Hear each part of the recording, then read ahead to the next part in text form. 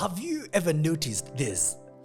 That you can explain something perfectly to someone, give them the data, break it down step by step, and yet 3 days later, no one remembers. In fact, people remember only 10% of what you say. The question is, why? What actually happens inside the brain when we listen? Let me show you. Actually, let me put this in a story format. A young founder stands on a stage. The lights are bright, her hands slightly shaking. Across the room, investors watching, waiting. She has one shot. Now here's the interesting part. She could open a slide deck, talk projections, growth, market size. But she doesn't. Instead, she says, 3 months ago, I almost quit. Suddenly, something shifts. One person leans forward, another one drops their pen. The room gets quieter. You can feel it. Now think about that. The words didn't change. The data didn't change, but the format did. Here's what is happening. I want you to imagine this not like science, but like a building. The brain, your brain. It works much like an office with different departments. When I give you facts, only one department lights up. And that is the language department, the vernacular and the broker area. It processes words, understands meaning, and that's it. But when I tell you a story, the whole mental office comes to life.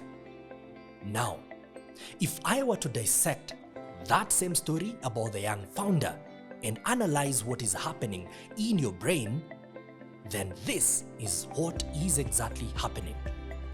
The sensory room. Through the sensory cortex, you can now see the stage. You can hear the tension in that story. You can feel the air, the aroma, everything in that room, as if you are right smack in the scene. How about the motor cortex? The motor cortex, you feel her hands shaking. The emotional center, now you care. The decision-making part of the brain starts asking, what happens next? This is called neural coupling. Your brain starts syncing with mine. At that point, I'm not just giving you information, I'm giving you an experience. And here's what most people get wrong.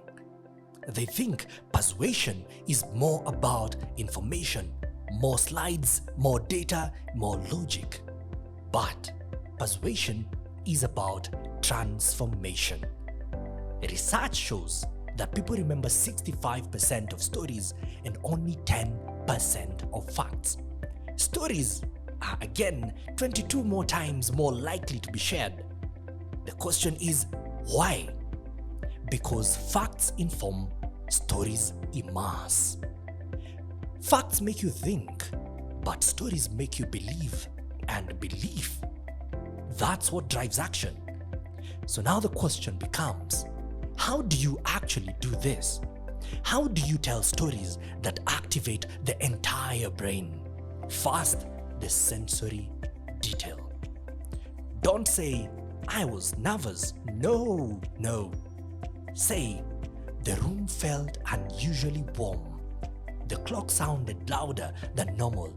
My voice cracked on the first sentence. Now I want you to notice what just happened. You didn't just hear that. You felt it. You felt the clock sound louder than normal. Now the second thing is the emotional contrast. Every powerful story has tension. It has a struggle before success. It has doubt before breakthrough. Because emotion is what the brain remembers. No emotion, no memory. Now the third is the relatable character. Your audience has to see themselves in the story. So instead of a founder, make it more human, make it more familiar. Now, they're not just listening, they're inside the story. talk about a 28-year-old first-time business owner, first-generation business owner. And then finally, let's talk about the payoff.